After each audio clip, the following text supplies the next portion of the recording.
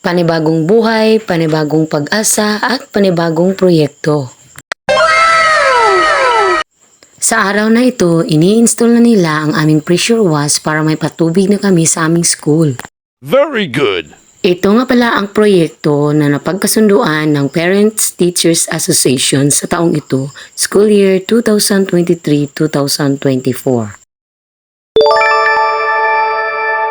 Malayo-layo talaga ang source ng aming tubig mula sa school. Kaya nga ito yung naplanuhan namin na magiging project sa taong ito kasi para hindi na mahihirapan yung mga bata sa pag-iigib ng tubig sa sobrang init pa naman ng panahon ngayon. Hindi lang pala mga bata ang nahihirapan kundi pati na rin ang mga guro.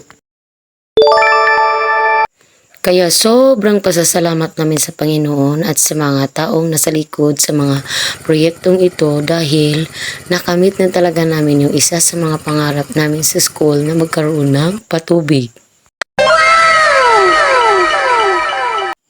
Uy, mga anak, kumuha muna kayo ng tub para hindi masayang yung tubig. God is good talaga all the time.